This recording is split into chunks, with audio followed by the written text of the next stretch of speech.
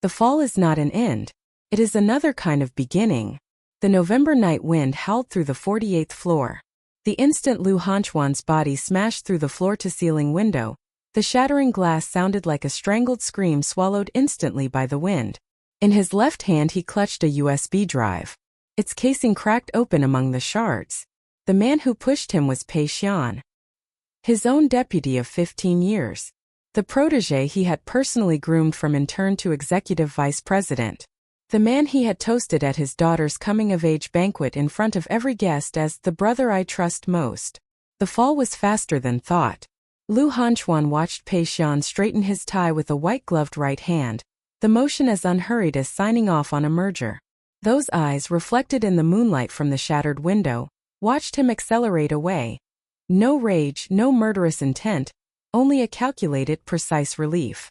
As if he had just deleted an obsolete, redundant file. His back smashed through the glass curtain wall of the 30th floor. Then crashed through an air conditioning unit on the 20th. Finally, he landed on the cooling tower on the podium rooftop. Thoracic vertebrae shattered. 8 ribs broken. Spleen ruptured. Right kidney impaled by bone fragments. His left hand still gripped the USB drive. The shell was cracked, but the memory chip was intact. Engraved on the casing were 3 letters, LG. It was the first USB drive he had bought when he started his company at 18. Inside were 2 decades of Mingchuan Group's core commercial data, including the complete technical blueprint for a new energy battery material he had spent 5 years secretly developing. The project was called Deep Sea. Once realized, it would rewrite the entire global power battery industry.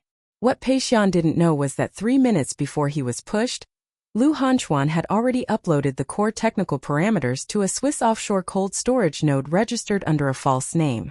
The document had a 96-hour silence protocol. If Lu Hanchuan did not manually cancel it, it would automatically send to the National Energy Administration, the International Battery Industry Association, and the heads of 3 leading global industrial funds. The version Pei Xian obtained was a forgery. The key parameter ratios had been swapped. Lu Hanchuan lay on the cooling tower, staring up at the strip of night sky sliced into a line by the high-rises. His blood pressure was plummeting. The darkness at the edges of his vision was closing in. From inside the building came applause and laughter. Mingchuan Group's entire executive team was celebrating Pei Xian's nomination as global leader in new energy industry. The stated reason: pioneering the full industrial chain of solid-state battery materials worldwide, ushering in a new era for new energy materials.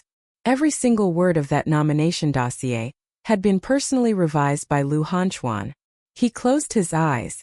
A CEO pushed off the 48th floor, landing on a cooling tower where no one would find him, clutching a cracked USB drive, dying quietly. He did not die. At 4:30 in the morning, a maintenance worker who had come to inspect the cooling tower found him. The worker's surname was Wan.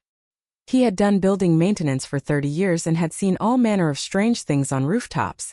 A security guard who got drunk and broke his leg. An intern threatening to jump after a breakup. A cleaning lady secretly raising pigeons.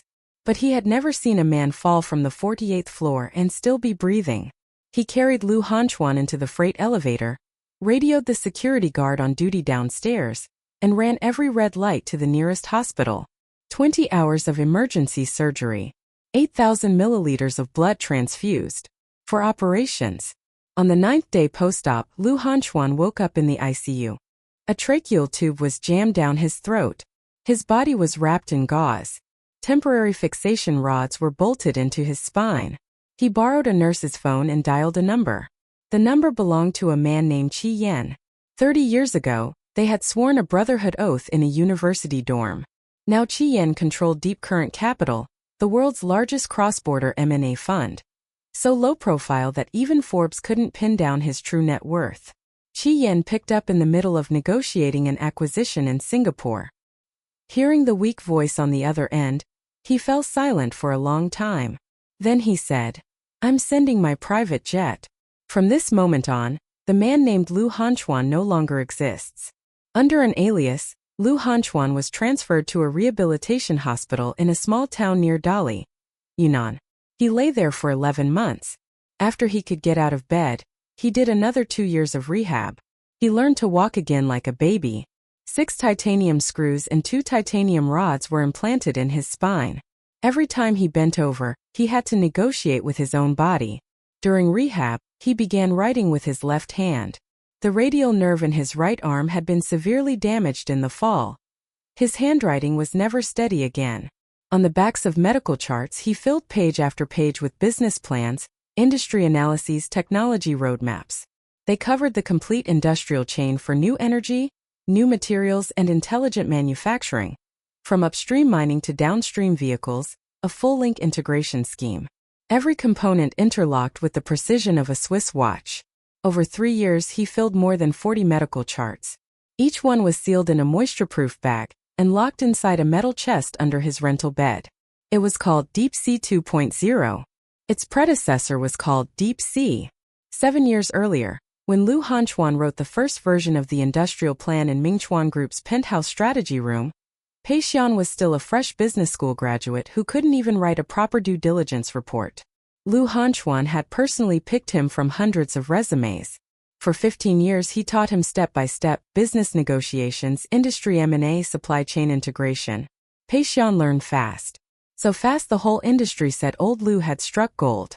So fast that Lu Hanchuan overlooked the fleeting thing in Pei Xian's eyes every time he looked at him during board meetings. It wasn't respect. It was hunger. One afternoon 7 years later, Lu Yinchuan sat inside a used book stall at the far end of the Dali Old Town Farmers Market, repairing a Qing Dynasty block-printed copy of Tiangong Kaiwu that had lost its binding. He used a bamboo knife. The stall was barely a stall, just a wall and a blue tarp. The wall was hung with every kind of restoration tool. Size 0 bristle brushes, bamboo lifters, acid-free paste, sandpapers of various grits. Most of the wall was tools. On the ground sat a hand-crank paper cutter, a manual book press, and several enamel basins filled with different formulas of restoration solution. A handwritten price sign stood at the entrance, the lettering as straight as if measured with a ruler. Asterisk, we fix everything that can be fixed. Paperback 5 yuan, hardcover 20 yuan. Antique book restoration negotiable. Self-help books not accepted. Asterisk. He had written the last 4 characters, crossed them out, rewritten them 3 times over. He didn't want to touch self-help books.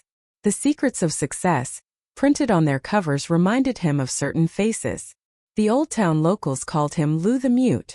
He didn't speak 5 sentences a day. From dawn to dusk he sat on that wooden stool stained with paste and paper scraps, wearing reading glasses, bamboo knife in his left hand, tweezers in his right, restoring old books page by page, books eaten by worms, warped by damp, torn apart. A Qing-era block-printed text took 7 days to restore, entirely by hand. The thickness of the pulp fills was precise to the micron. When he finished, he would run his finger across the mended page, eyes closed, feeling the texture. If you couldn't feel the mend, it passed.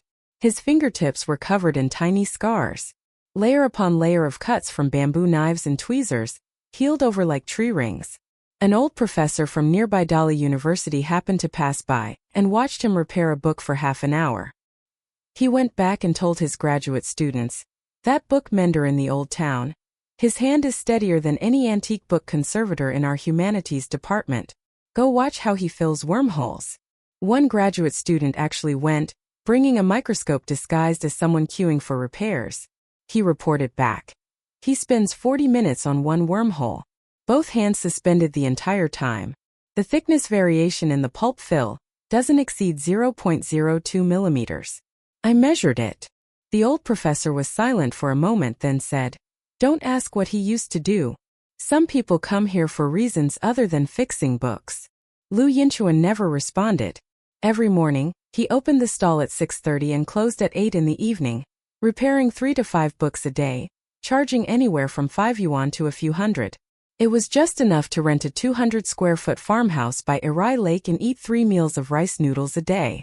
No one knew his past. And no one noticed that every time he finished a book, he wrote a string of strange symbols in an old notebook. They looked like industrial layout diagrams, but not quite like financial models, but more complex. Over 7 years, he had accumulated more than 30 notebooks, each wrapped in moisture-proof oil paper and locked in a humidity-controlled case under his bed. What those notebooks contained was work done between book repairs. 7 days to fix a book, used to think through an industrial chain integration plan. Another 7 days for the next book, solving a technical route optimization problem. 7 years of turning ancient pages had polished and calibrated the plans in his mind, deburring them down to the micron level. The old radio in the stall was playing financial news. The announcer's voice cut through a crackle of static. Pei Xian was holding a press conference at the National Convention Center in Beijing, announcing that Mingchuan Group had completed the acquisition of Europe's largest lithium mine and simultaneously released the first mass-produced batch of deep-sea solid-state battery material. Mingchuan Group's market cap had broken 800 billion. Pei Xian's personal net worth exceeded 60 billion, placing him in the global top 100. The radio broadcast Pei Xian's interview voice, warm, steady, with a calibrated sense of mission. He thanked the era, thanked his team, thanked his investors. Then the reporter asked the question everyone wanted answered. Mr. Pei, we understand that your early mentor Mingchuan Group's founder, Mr. Lu Hanchuan, sadly passed away in a helicopter accident 7 years ago. How would you assess Mr. Lu's contribution to Mingchuan? Pei Xian's voice caught for a moment, then carried a restrained quaver. Mr. Lu was the man I am most grateful to in this life. He brought me up from an intern, taught me how to do business, how to be a person. Before he left, he entrusted Mingchuan's future to me. He said, "Xian, I can't carry on. You do this for me." I have remembered those words for 7 years.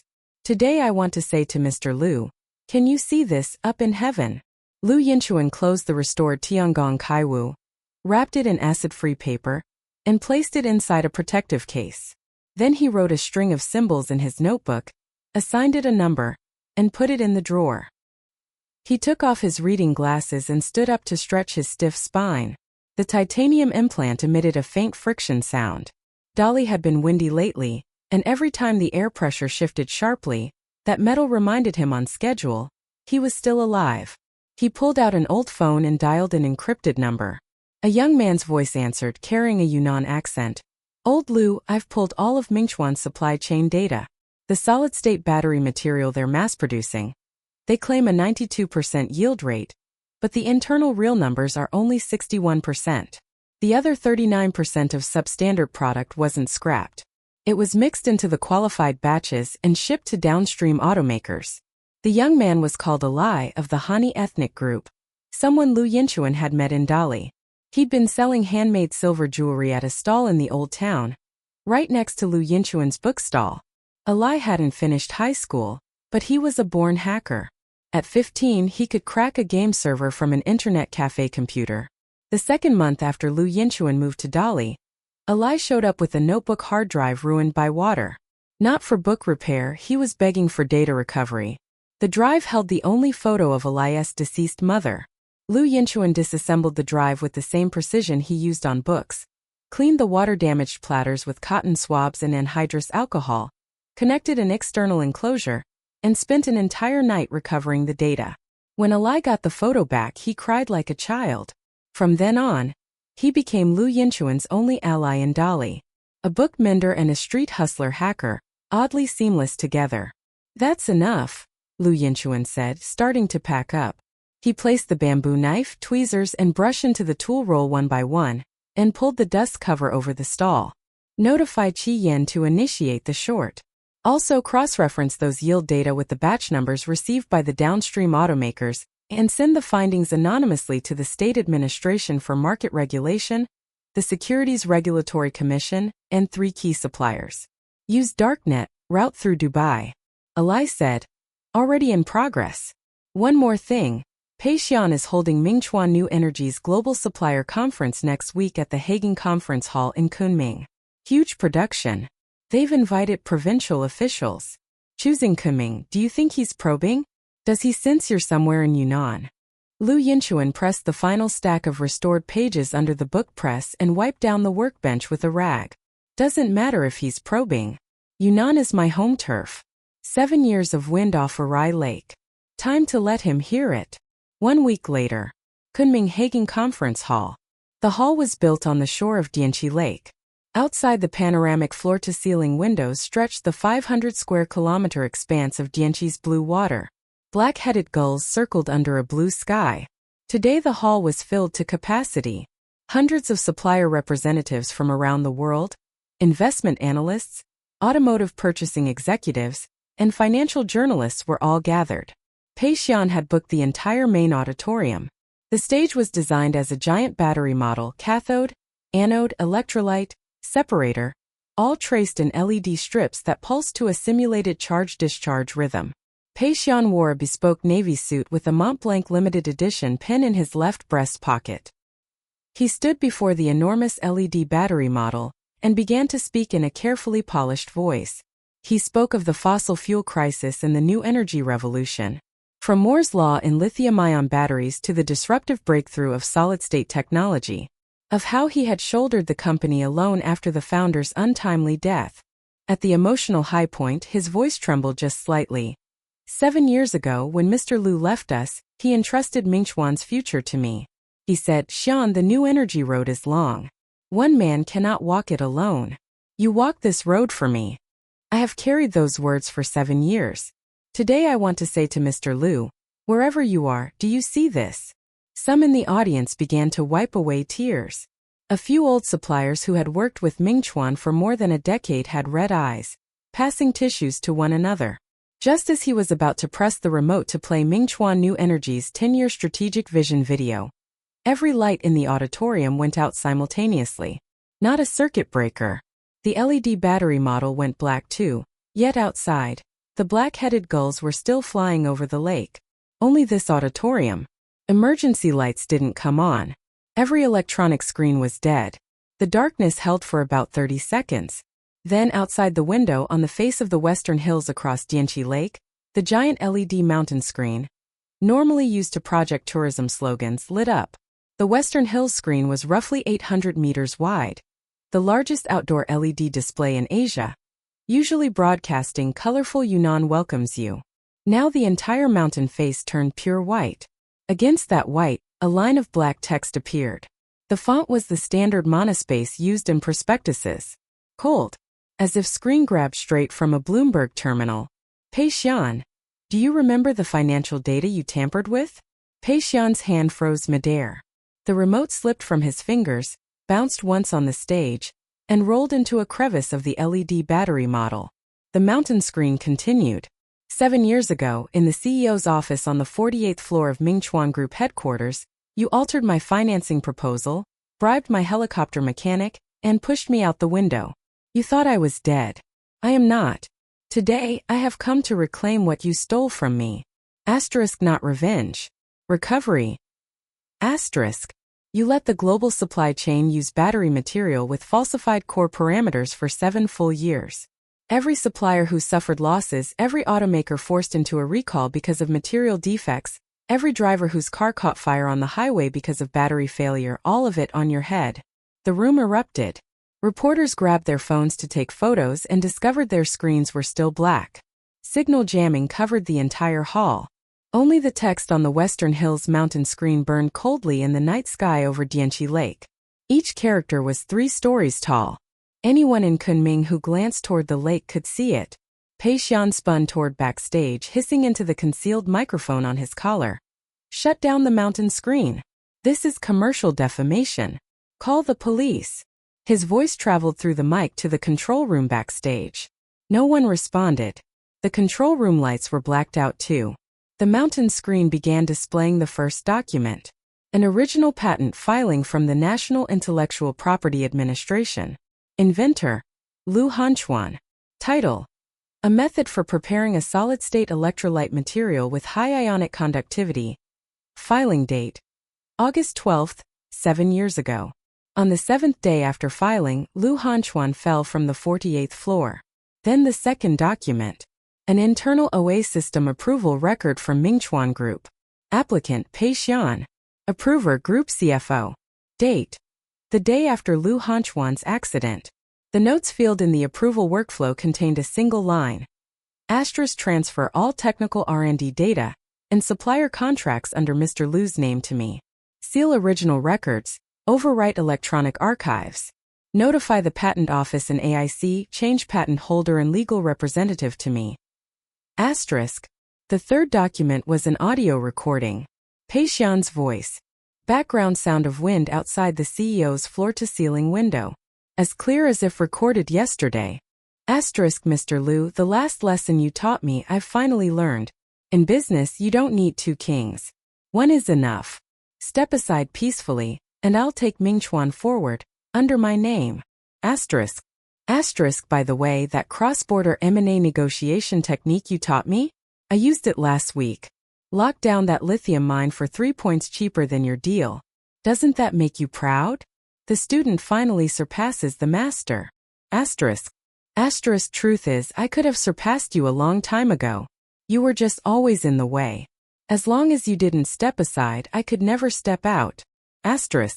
In the audience, a white-haired old entrepreneur rose abruptly, his trembling finger pointing at the stage. He was Qin Wangyue, a mutual old friend of Lu Hanchuan and Pei Xian, a titan of China's new energy industry, now retired and staying out of worldly affairs. He had been sitting in the audience the whole time, listening to Pei Xian's tearful tribute, even applauding. Now, hearing this recording, he froze as if struck by lightning. He opened his mouth to speak, but a sharp pain seized his chest. His secretary beside him rushed to steady him. The mountain screen played the fourth document. A high-definition surveillance video. 7 years ago. Mingchuan Group headquarters, 48th floor, CEO's office. Late at night, Lu Hanchuan stood by the floor-to-ceiling window, a document in his hand, arguing heatedly with Pei Xian. Their body language was intense. Lu Hanchuan pointed the document at Pei Xian's chest, speaking rapidly. Then Lu Hanchuan turned around to pick up the phone on his desk.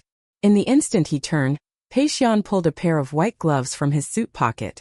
Formal ceremonial gloves, the kind worn at official functions. He put them on swiftly, took a step forward, pushed with both hands. Lu Hanchuan crashed through the floor-to-ceiling window and vanished into the night. The video had no sound. But the moment of Pei Xian putting on his gloves before the push was zoomed in and projected across the 800-meter-wide mountain screen. The motion of putting on gloves was calm, elegant, precise. Identical to the way he donned gloves at countless signing ceremonies before putting pen to paper. He was still observing business etiquette in the instant he committed murder. That detail was more horrifying than any sound. Pei Xian stood on the stage, all color drained from his face. He tried to speak, but only a gargling noise came from his throat. His wife Qiao Shuning sat in the front row. She wore a champagne-colored tailored suit with a Cartier panther brooch on her lapel, holding a bouquet of white roses. She kept her head down, staring at the flowers. She did not look at the mountain screen, nor at Pei Xian, nor at anyone. The flower meaning of white roses is purity. The mountain screen did not stop. After the video, the display switched to a data comparison table. On the left, the solid-state battery material yield rate publicly disclosed by Pei Xian in the prospectus and annual reports, 92%. On the right, raw data recovered from Mingchuan Group's internal quality control system. The real yield was only 61%. The other 31% of substandard product was not scrapped, but mixed into qualified batches after quality inspection reports were falsified and shipped to downstream automakers. Even more damning was a small note appended below the table. From the original design documentation of the deep-sea technical plan. Signed by Lu Hanchuan. Note. This solid-state electrolyte material has strict humidity control requirements in the production environment. If ambient humidity exceeds 5%, material ionic conductivity will degrade significantly. If humidity exceeds 8%, lithium dendrites will form during charge-discharge cycles, piercing the separator, causing internal short circuits and posing thermal runaway risk. This restriction is a core safety boundary of the deep-sea design. The mass production line must be equipped with an ultra-low dew point dry room. This is critical. Pei Xian had never mentioned this restriction in any public communication. His messaging was that deep-sea material has passed all safety tests and is ready for mass production. To cut costs, accelerate production, and pump the stock price, he had scrapped the ultra-low dew point dry room Lu Hanchuan designed and replaced it with a standard dehumidification system. He saved less than 200 million in equipment and operating costs. and pushed the defect rate from 1% to 39%. The entire hall of supplier representatives was silent for a full half-minute. After that half-minute, a VP of procurement from Tehel stood up, ripped off his badge and threw it on the table. Then a second, a third. They were not angry that Pei Xian had stolen Lu Hanchuan's work. They were angry that over the past few years, their production lines had received vast quantities of Mingchuan's qualified material, built finished batteries, and installed them in hundreds of thousands of electric vehicles. Those vehicles were currently on roads all over the world. Pei Xian stepped backward, caught his heel in the crevice of the LED battery model, lost his balance and crashed onto the stage. Chaos churned in the darkness. At that moment, the main entrance of Hagen Conference Hall swung open. Not kicked in, not rammed, pushed open by a steady hand, with exactly the right pressure. Like opening the cover of an antique book. A middle-aged man entered. He wore a faded blue cotton shirt, with 4 characters printed on the chest pocket. Yinchuan Bookstall. He was lean, his hair cropped short, the white at his temples starkly bright in the moonlight reflected off Dianchi Lake. A worn canvas tool bag hung on his shoulder. In his right hand he carried a portable temperature-controlled case, the industrial-grade kind used to transport precision materials in laboratories. He walked down the center aisle of the auditorium. No one stopped him. Pei Xian, scrambling up from the stage, saw that face. His body collapsed again as if his spine had been ripped out. That face, he had thought about it nearly every day for 7 years. Not with nostalgia, with terror. Lu Hanchuan, Lu Yinchuan, stopped in front of the stage. He did not look at the man crumpled on the floor. First, he bent down, retrieved the remote from the crevice of the LED battery model, and placed it on the lectern. Then he opened the temperature-controlled case and took out a palm-sized sample of solid-state electrolyte material. This is Mingchuan's current deep-sea mass production material, shipped to Kunming last week for a live demo at the supplier conference. According to portable X-ray diffractometer results, the ionic conductivity of this batch is only 61% of the stated specification. The lithium dendrite growth risk is 9 times the safety standard. He placed the sample on the lectern. An automotive VP in the audience shot to his feet, his face livid. 9 times? Are you saying this material could, at any moment once installed in a vehicle? It already has. Lu Hanchuan cut him off. Last year, that new energy vehicle that caught fire on the Guangzhou-Shenzhen Expressway, the accident report said, improper charging operation. But the root cause is here. Internal short circuit from lithium dendrite penetration triggered by this material. He took out another material sample from the case. This one was not from Mingchuan. The label read Deep Sea New Materials. It was the corrected formulation developed by the research institute he had established in Switzerland with Qi Yan's backing. A fix already exists. This is the revised Deep Sea 2.0. Ionic conductivity 15% higher than the original design. Lithium dendrite suppression 40 times that of the current version. Mass production ambient humidity tolerance relaxed to 15%. The complete technical package, process design, production line blueprints, quality control system, has passed International Battery Association certification. All data will be disclosed in real time, open to global peer review. No falsification, no overwriting, no selective reporting. He set the 2 material samples side by side on the lectern. On the left is what you stole. On the right is what I took back. Compare them yourself. Absolute silence. Pei Xian sat collapsed on the stage, staring at the 2 material samples, his lips moving wordlessly. Suddenly his right hand began to tremble violently. His fingers twitched uncontrollably. It was the occupational disease of a man who had spent years signing documents and shaking hands at banquets. A mix of tendinitis and alcoholic tremor. Pei Xian clamped his left hand over his right, but the right hand kept shaking, like a motor running out of control. Lu Hanchuan looked at him. Looked at those hands that he himself had taught, over and over, now trembling uncontrollably in front of him. From his tool bag he took out a fountain pen. Black Montblanc. Exactly the same as the one he had given Pei Xian when he promoted him to executive vice president. Pei Xian, do you remember your first solo M&A negotiation? Your hand shook so badly you couldn't even hold the pen steady. I told you then it's okay if your hand shakes. Focus on what you need to do, and the shaking stops. Your hand is shaking now not because of occupational disease. It's because your heart is crooked. A crooked heart means your hand will never be steady. He set the fountain pen on the lectern beside the two material samples, turned and walked toward the door. At the doorway he stopped. He didn't turn around. Shunning. Qiao Shunning's entire body jolted. The bouquet of white roses finally slipped from her lap and scattered petals across the floor. Lu Hanchuan said, Nianhe graduates with her master's this year. She's at Cambridge, studying solid-state battery materials. She's been accepted into a fully funded PhD program. Her advisor is a Nobel laureate. You don't need to attend her graduation. And don't let her know you know about me. She's always believed her father died in a helicopter accident 7 years ago. Let her keep believing that. He pushed the door open and disappeared into the moonlight pouring in from Dianqi Lake. He had said Nianhe, Lu Nianhe, his daughter. 7 years ago, when he fell, Lu Nianhe had just started her freshman year, studying finance in the UK. She took a leave of absence and flew back to investigate the truth of her father's accident. She went from the aviation authority to the insurance company to Mingchuan Group's legal department, only to be stonewalled by an accident report that concluded, helicopter mechanical failure resulting in crash at sea. Body not recovered. She didn't believe it. But she could find no evidence.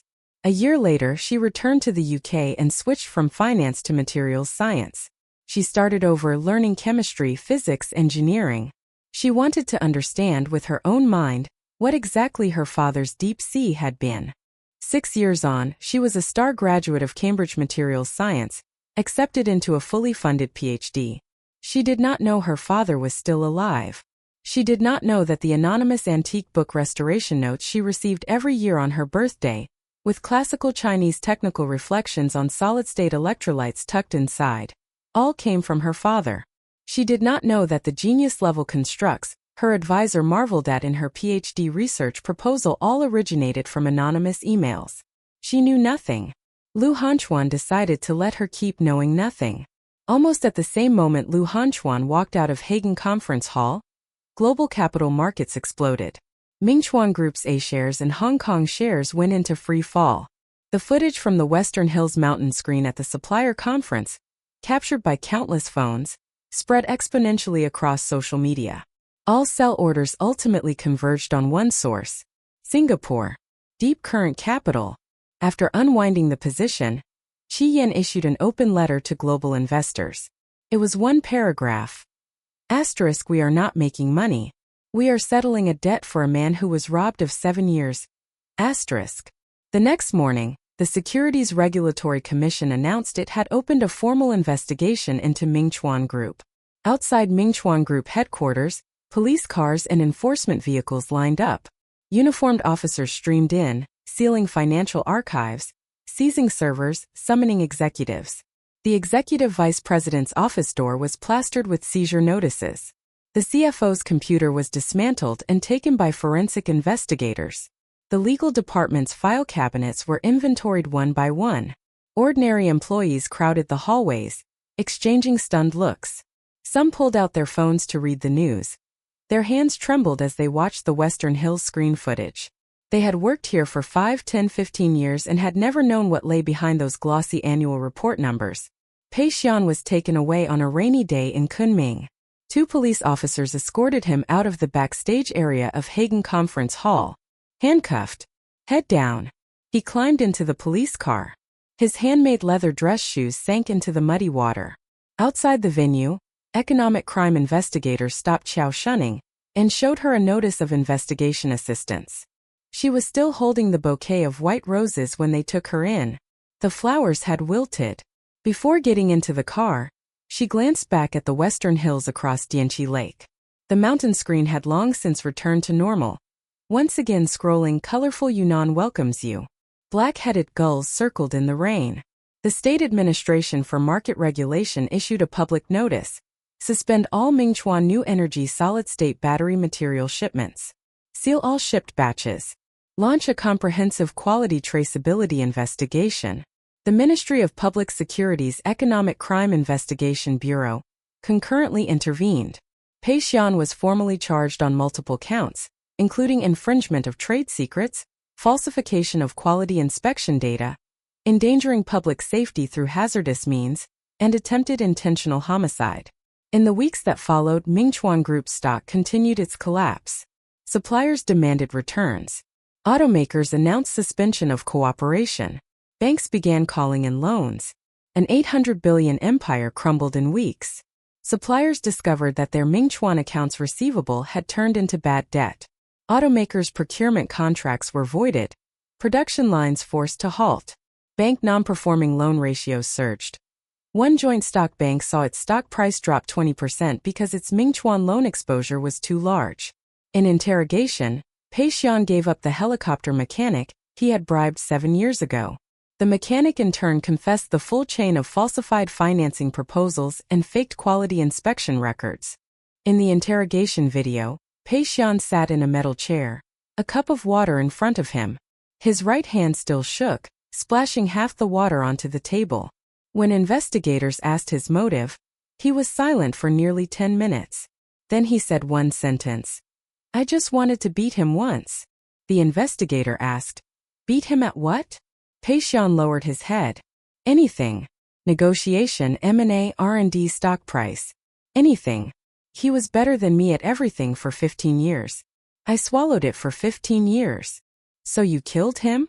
Pei Xian said nothing more. On multiple combined charges, Pei Xian was sentenced to life imprisonment, deprived of political rights for life, with all personal assets confiscated. Xiao Shuning received a sentence of 2 years imprisonment suspended for 2 years. On sentencing day, the courthouse steps were packed with reporters and the families of victims. The husband who lost his wife in the Guangzhou-Shenzhen expressway fire. The son whose father was killed in a crash caused by battery failure. The suppliers bankrupted by Mingchuan's defective materials. After the verdict, that husband stood on the courthouse steps and said to the cameras, "Life is too light a sentence." Did he ever count how many families he destroyed? Lu Hanchuan did not attend the trial.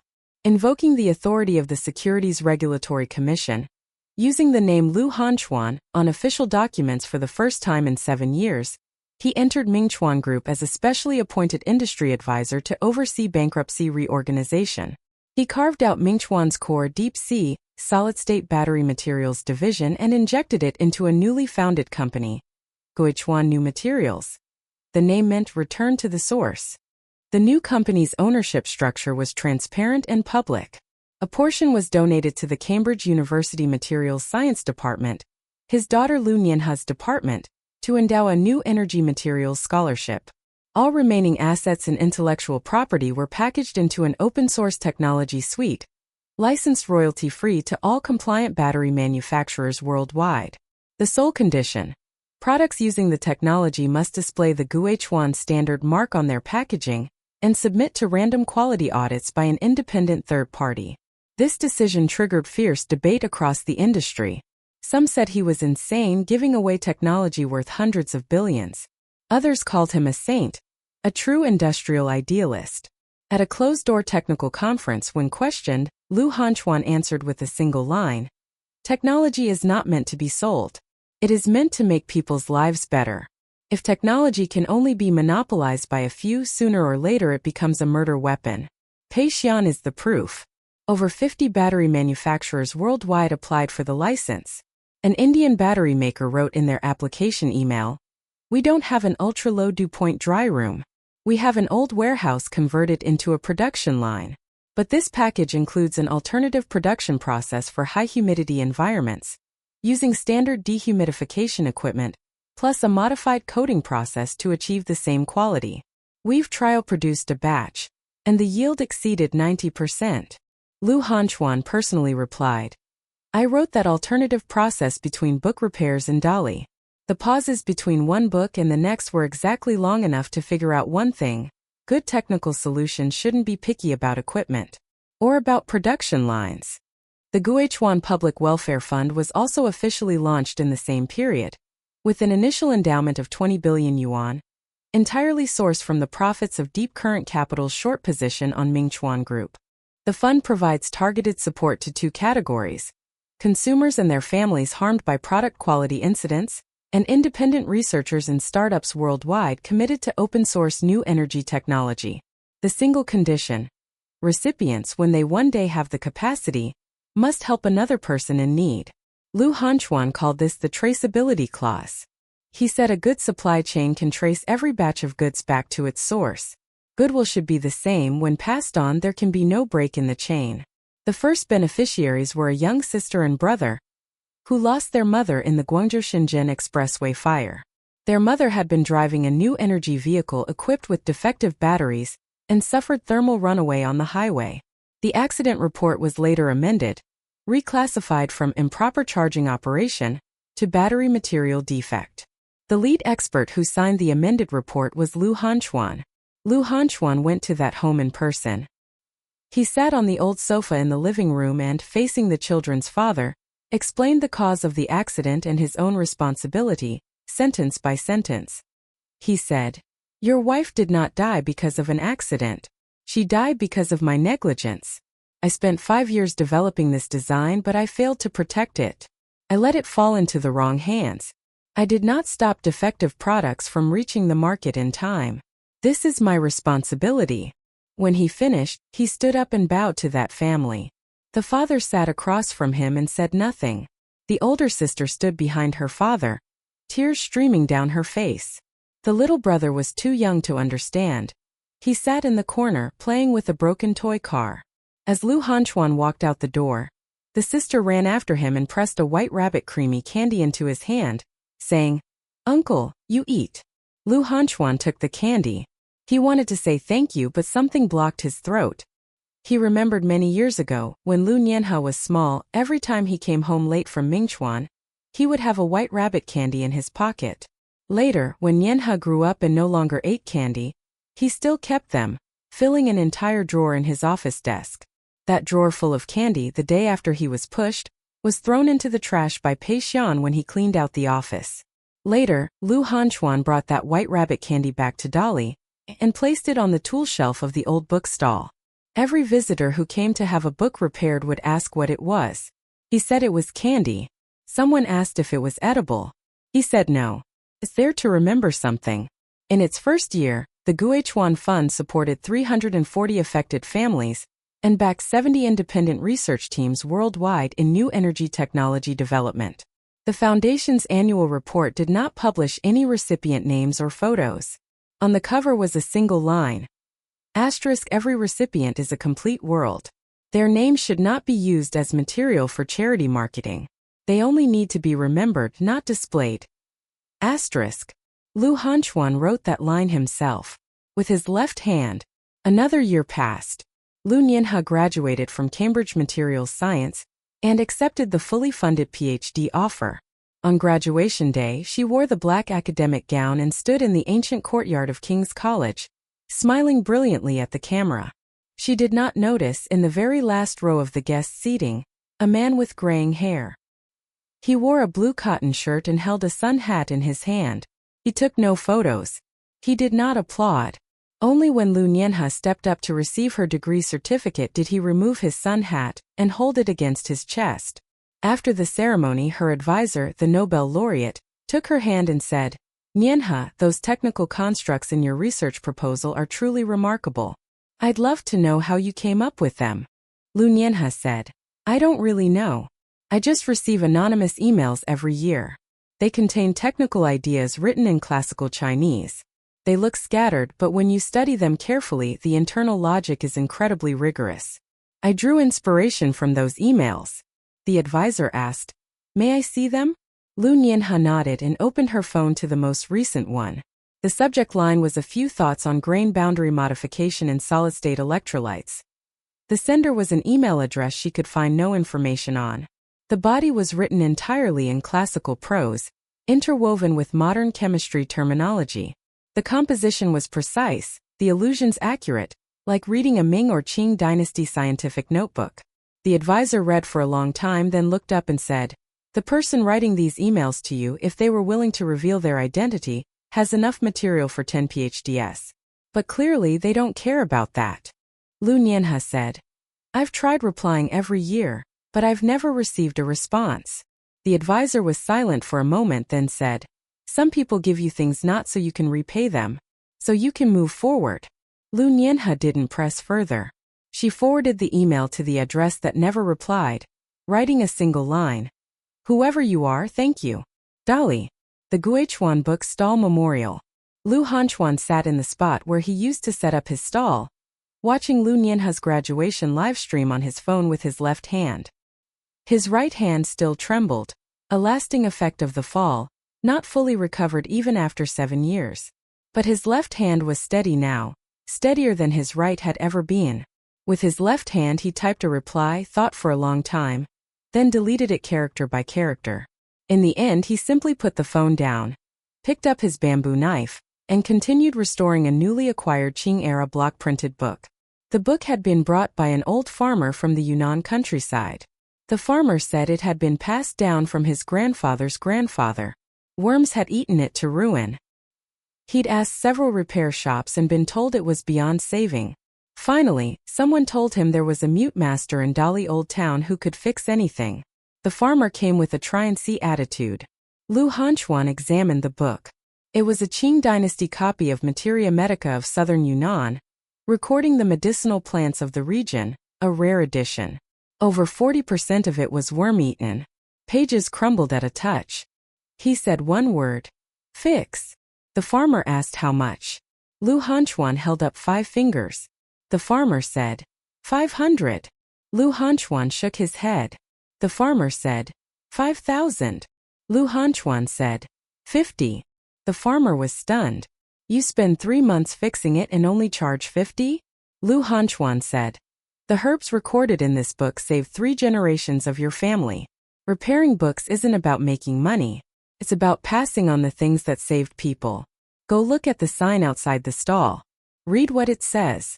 The farmer said he couldn't read. Lu Hanchuan read the sign aloud for him. We fix everything that can be fixed. The farmer stood a long time outside the stall before leaving. He bowed to the price sign, then shouldered his back basket and disappeared into the old town alleys. Lu Hanchuan placed the Materia Medica on his workbench and with his bamboo knife, carefully began unpicking the thread binding, cleaning the worm-eaten damage page by page. His movements were slow but every cut was precise. Beside the workbench rested the white rabbit candy, its white wrapper gathering a layer of dust. Every so often he would pick it up, look at it, blow off the dust and set it back down. The stall was very quiet. Only the sound of turning pages, the whisper of the bamboo knife over paper, the stir of paste in the bowl. He had listened to these sounds for 7 years. In 7 years he had used them to grind down layer by layer the hatred, the rage, the bitterness inside him, until only one thought remained. Take back what was stolen. Not for revenge. To repair. Paper can be mended when torn. An industry can be rebuilt when broken. But credit, once broken, cannot be restored. That was why, from the very start, he had no intention of rebuilding Mingchuan. What he wanted to build was something bigger than Mingchuan, more transparent, harder to undermine. An open-source technical standard. A tamper-proof quality traceability system. A framework that would never again give someone like Peixian an opening. He did it.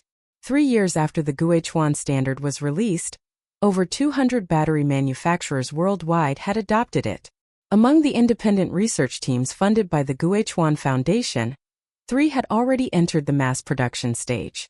The Guichuan model was written into case studies at Harvard Business School and Chung Kong Graduate School of Business. The case title, From Revenge to Open Source, The Redemption of a Chinese Industrial Idealist. When the Harvard draft case arrived, Lu Hanchuan glanced at the title and put it down. Alai asked why he wouldn't read it. He said, the case is too well written. Reads like a self-help book. You know I don't fix self-help. Alai laughed. He was now the Chief Information Security Officer of the Guichuan Foundation, managing a global team of 300, pulling a 7-figure salary. But he still liked to run back to Dali Old Town on weekends, sit outside Lu Hanchuan's old bookstall, and drink a 5-yuan cup of roasted tea, watching the black-headed gulls fly overhead. Old Lu, how long are you going to stay in Dali? Until it's time to go. What does time to go mean? Lu Hanchuan didn't answer. He lifted his head and watched the black-headed gulls coming in from the direction of Arai Lake, carving graceful arcs across the sky before settling on the gray-tiled rooftops to sun themselves.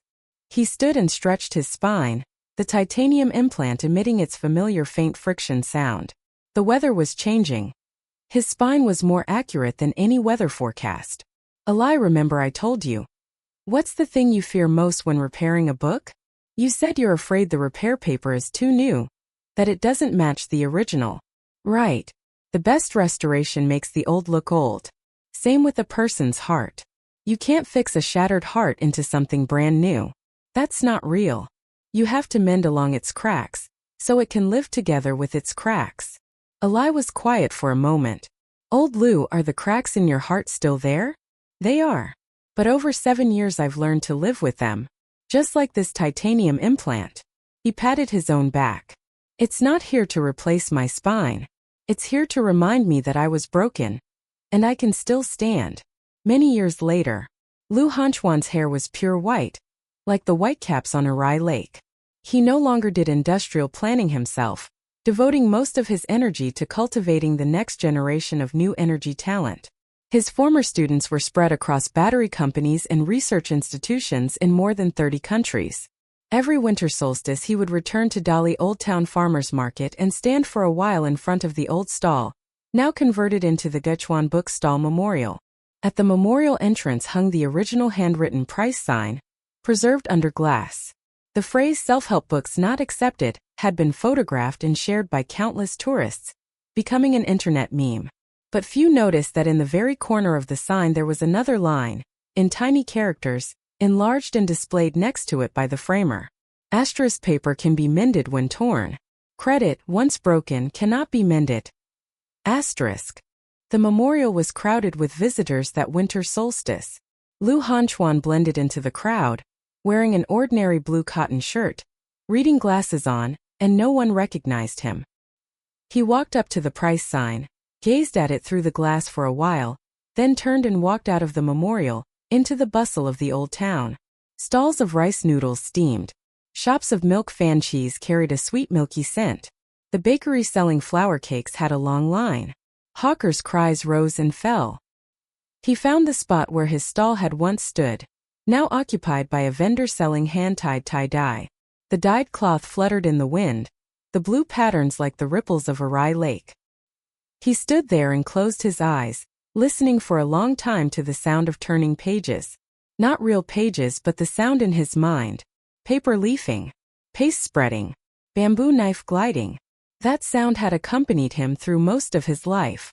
He opened his eyes and took from his pocket the USB drive, cracked then repaired. The 3 letters LHC on the casing were nearly worn away, but still legible. He held it up to his eye, tilting it in the warm winter sun of Dali. The light reflecting off the metal contact points fell into his eyes, brighter than it had been 7 years ago. What was stored on this USB drive, he had never shown anyone. Not business data. Not technical designs. Letters to his daughter. 1 letter per year. 7 letters in 7 years. Never sent. The first was written the day after he was pushed. He was still in the ICU, the tracheal tube not yet removed. With his left hand crookedly he wrote 3 characters. I'm sorry. The second was written the day he got out of bed and walked for the first time. The titanium implant tore at his skin, pain drenching him in sweat. Sitting on the edge of the rehab hospital bed, he wrote 4 characters. Daddy is alive. The third was written the day he finished restoring his first antique book in Dali. He sealed the letter with bookbinding paste. On the envelope he wrote, *Nyenha. This book is a copy of the 3-character classic, hand-copied by a village tutor in Qing Dynasty Yunnan. It waited more than 100 years for someone to come and mend it. Our matter, no rush. We can wait. Asterisk. The 4th letter was long. He wrote about redesigning Deep Sea from scratch during rehab. About how every technical parameter in the new design had been thought through with the difficulties his daughter might face in the Cambridge lab. Nyenha, you're studying materials science now. If you ever run experiments, always remember, humidity control is the first step in making solid-state electrolytes. Your father made the mistake of neglecting the protection of the safety boundary, And that's how the design was exploited. Don't make the same mistake. Asterisk. The fifth letter had only one line. Asterisk. Today I heard your name on the radio. You won a Cambridge Materials Science Scholarship. Daddy gave you a round of applause here in Delhi. Asterisk. The sixth was written the day Lu Nyenha received the fully funded PhD offer. Asterisk. Nyenha, your advisor is a Nobel laureate. Daddy is very happy. But Daddy is even happier that you switched from finance to materials science. Not for the money. To understand what your father was really doing. You did exactly the right thing. Asterisk. The seventh was written recently. Only one line. Asterisk. On your graduation day, Daddy was in the back row. You were beautiful. Just like your mother when she was young. Asterisk. He had stored all 7 letters on the USB drive and set a delayed send. The send date was Lu Nyenha's 40th birthday. More than a decade away. He decided to let her know the truth when she turned 40. By then she would have the strength to bear it. Like restoring a book. You don't turn the page while the paper is still wet. You wait until it's completely dry. He put the USB drive back in his pocket and turned to walk out of the farmer's market. Behind him, the rice noodle stall owner was shouting into her phone. Hurry up and come back to eat. I made your favorite, pork knuckle rice noodles. His pace didn't falter, but the corner of his mouth moved. Not a smile. Just the relief of finally not needing to pretend to smile anymore. All the silence learned in the abyss, all the sound of turning pages, had already turned into hope and strength for others. That was enough. It was getting dark as he left the farmer's market. Winter in Delhi darkened early. The red lanterns along the old city wall were lit, their glow falling on his white hair. He walked down Rinmin Road, past the bars crowded with tourists, the craft shops, the wandering guitarists, the stalls selling handmade yogurt. He stopped at the mouth of a quiet alley. At the far end was the 200-square-foot farmhouse he had once rented. The landlord had sold it later. The new owner converted it into a boutique guest house. The price had multiplied more than tenfold. He stood at the alley entrance for a while, looking at that familiar wooden door, but did not walk in. Ali sent him a WeChat message. Asterisk. Old Lu, the Guichuan Foundation just received an anonymous donation. $3 million. Remitter is Lu Nyenha. The note says, thank you to the person who has been sending me anonymous emails all these years. Does she know? Asterisk. Lu Hanchuan looked at the screen, typed a line, deleted it. Typed again, deleted again. Finally, he only sent 2 words. Let her. Ali replied, you're not going to tell her? Lu Hanchuan typed. Asterisk. She already knows enough. Doesn't need to know it's me. Asterisk. Ali sent a sigh emoji. Old Lu, isn't this too lonely for you? Lu Hanchuan didn't reply to that one. He put the phone back in his pocket and turned to walk into the old town night. Lonely? He'd been friends with loneliness for most of his life. Back then, in that 48th floor office, he had been surrounded by people every day, subordinates, clients, investors, reporters. Everyone wanted something from him. Knowledge, resources, opportunities, signatures, photos. But not a single one truly knew what he was thinking. Now he sat in the old book stall every day, not speaking 5 sentences from dawn to dusk. But his heart was more at peace than ever. Because finally, when no one needed him, he could truly belong to himself. The next morning, Lu Hanchuan opened the stall at 6:30 as usual. The book brought in for repair that day was a physics textbook from the Republican era. Its owner was a retired high school physics teacher. The teacher said the book was his father's memento. The spine was broken, the pages yellowed, but he couldn't bear to throw it away. Lu Hanchuan accepted the book and flipped through it. On the title page was a line of calligraphy in brush and ink. Asterisk. Physics is the study of things to acquire knowledge. In scholarship as in life, everything must have data. One must not rely on empty imagination. Asterisk. Signed, the 37th year of the Republic. He placed the book on the workbench and looked at that line for a long time. In scholarship as in life, everything must have data. One must not rely on empty imagination. He picked up his bamboo knife and began the repair. The broken spine needed rethreading. The yellowed pages needed washing with a weak alkaline solution. Every step required patience. Halfway through, his phone rang. It was Chi Yen. Old Lu, something to tell you. Go ahead. Pei Xian passed word out from prison. He wants to see you. Lu Hanchuan's bamboo knife paused, then continued. Why does he want to see me? Didn't say. Just that he wants to see you. Lu Hanchuan was silent for a moment. No. Qian said. I thought you might want to see him now. See what the man who pushed you off the 48th floor has become. Lu Hanchuan said. He's no longer the Pei Xian from back then. And I'm no longer the Lu Hanchuan from back then. No need to meet. Qian asked. Do you hate him? Lu Hanchuan thought for a while. I did. The first 3 years in Dali, I hated him every single night. Later, after mending enough books, I realized that hate doesn't solve anything. Paper is torn. Hating the worms gets you nowhere. You have to pick up the bamboo knife and fill the hole. So I let go of the hate. But that doesn't mean I forgive him. Some things can't be forgiven, only forgotten. If you can't forget, you learn to coexist. Right now, I'm coexisting with it. He hung up and continued restoring the Republican-era physics textbook. Finished rethreading the spine. Cleaned the yellow stains off the pages. Replaced the shattered back cover.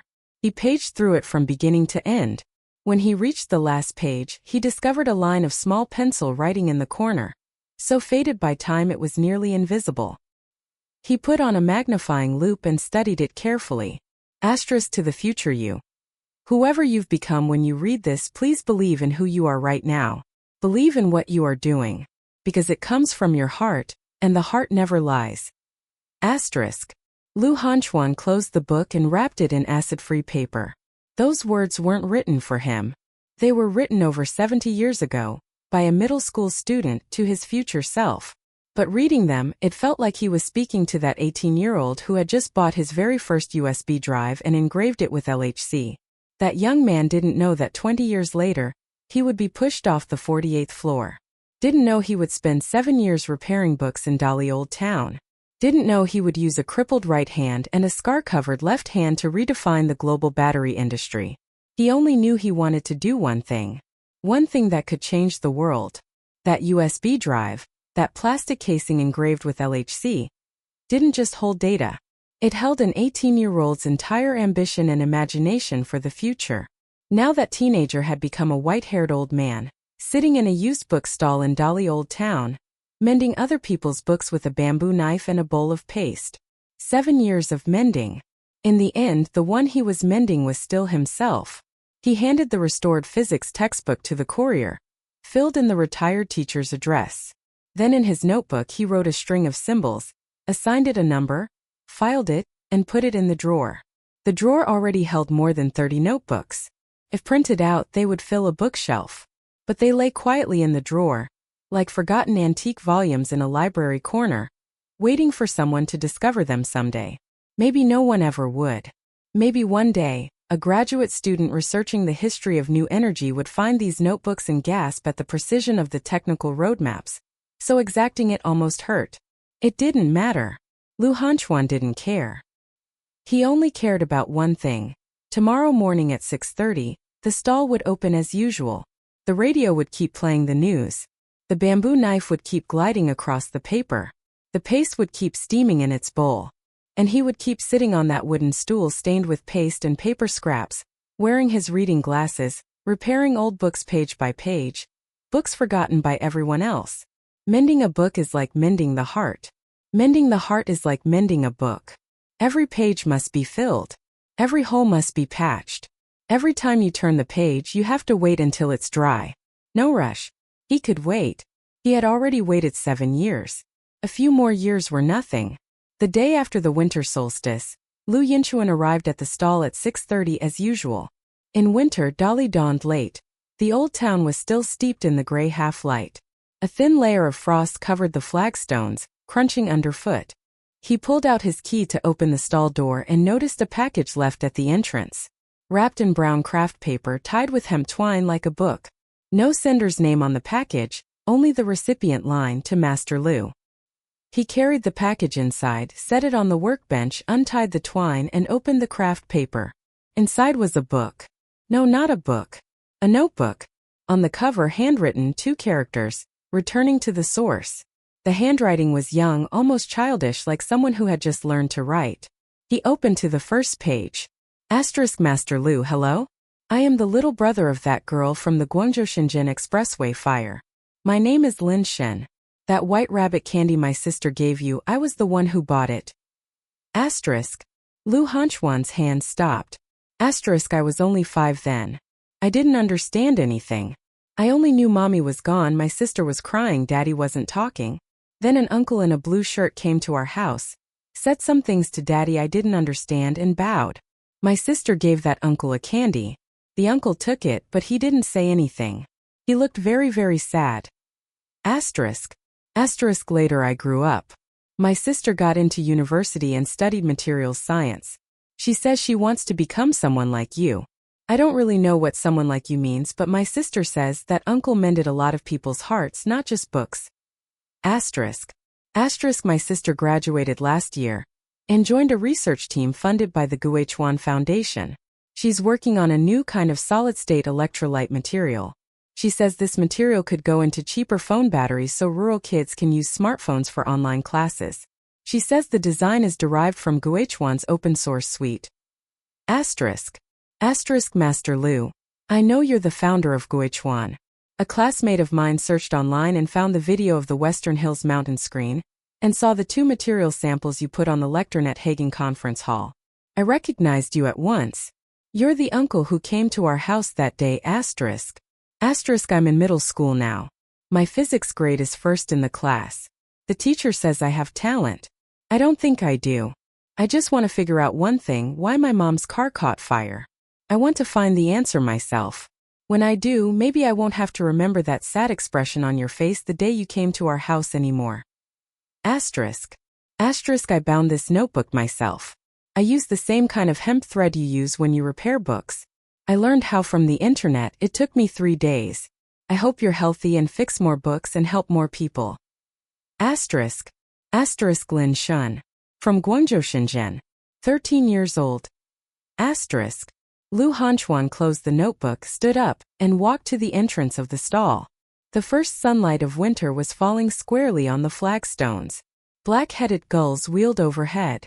The old town's daily bustle was waking up. From the rice noodle stall came the sound of scallions being chopped. Next door, the first batch of baozi was just coming out of the steamer, the steam turning to golden mist in the morning light. He pulled his gaze back and let it rest on the used books out front. On top was the copy of Tiangong Kai Wu he had finished restoring yesterday. Beside it, the Materia Medica of Southern Yunnan, still a work in progress. Those old books lay quietly in the dawn light, like stories forgotten by time, waiting for someone to turn their pages. Lu Hanchuan turned and walked back inside. He picked up his bamboo knife and, at the repair station for the Materia Medica, resumed yesterday's work. Fill 1 wormhole.